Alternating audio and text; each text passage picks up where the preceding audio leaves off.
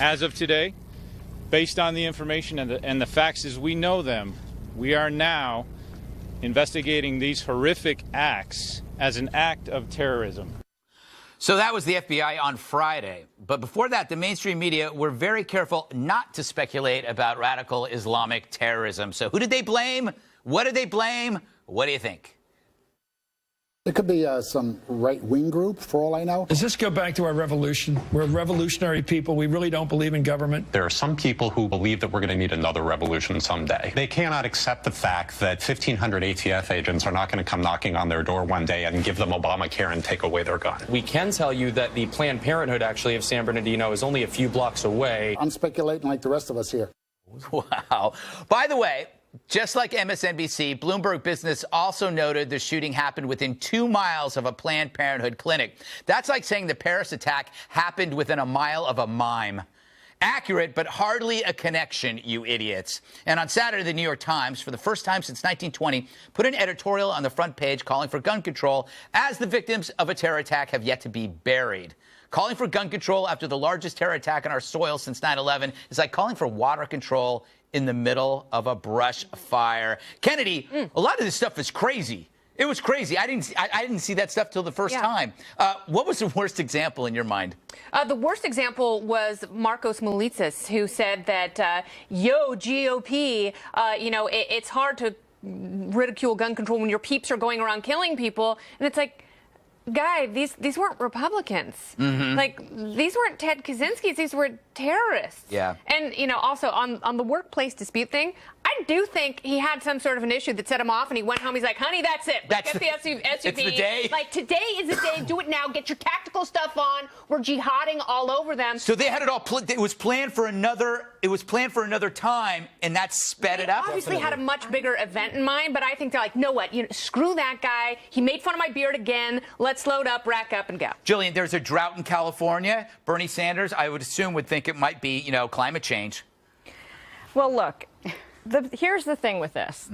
This is something I do want to get off my chest. Yeah.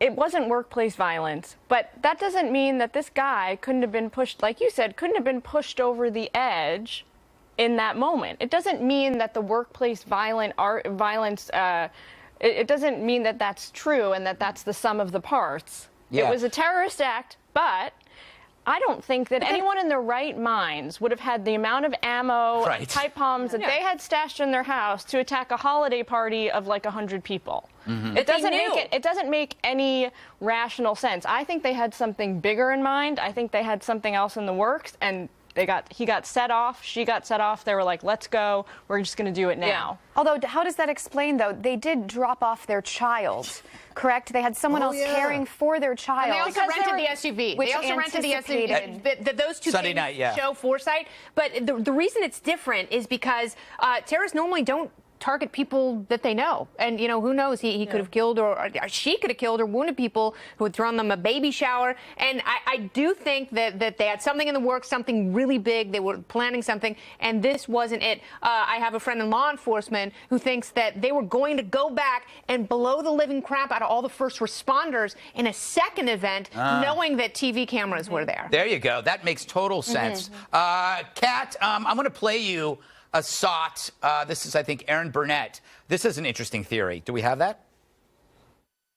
Obviously, her involvement is a game changer in how law enforcement will look at this. But I just have to ask you, could there be something else, anything else that could have explained her involvement? Something like a postpartum psychosis? Why not postpartum psychosis? We're throwing everything out there. Okay, because nobody with postpartum psychosis has 12 pipe bombs in their apartment or house, and nobody for any other reason, because they're made fun of, because they're mad at their coworkers, because they just had a baby. No, a lot of people go through all those things. Only one group of people builds pipe bombs and puts them in their house, and that's radical Islamic terrorists. Sorry, lady. Gavin, what's interesting is that after the terrorists were killed and everything was happening, we had a lot of people telling us not to jump to conclusions. However, before they were caught, before we knew what they were, everybody was jumping to conclusions. Yeah. I find that strange. I find it really frustrating. First of all, you can't make jokes, because I sarcastically said, yes, oh, it's because they're new parents and they were stressed out. And then the media took that joke and made it reality, so you can't be sarcastic anymore. But why are we imbuing all this strategy and intelligence on savages? It's like we're sitting discussing the Bloods and Crips doing a drive-by and saying, well, maybe they were trying to procure territory for the third quadrant of South Central. A lot of the Crips have been moving in on that, and it's very stressful down there. They're monsters. Well, that's a good question. But they're monsters with strategy. I mean, the strategy is very simple. Convert or die. Yeah, but this strategy is evolving, and so what intelligence and law enforcement has to figure out is how it's evolving. Was this a black swan event? Are there clusters of people that they knew? And how can you keep people safe? I think that's giving them to authority. Close the borders. That's this whole idea that we can scan them, and then we have to surveil them and then get them out. You know, in India, when there's a suicide bomber, they punish the entire family. Every family member involved has to leave now. And what happened to the baby? Yeah, where is the baby? It's got to go too, I'm afraid.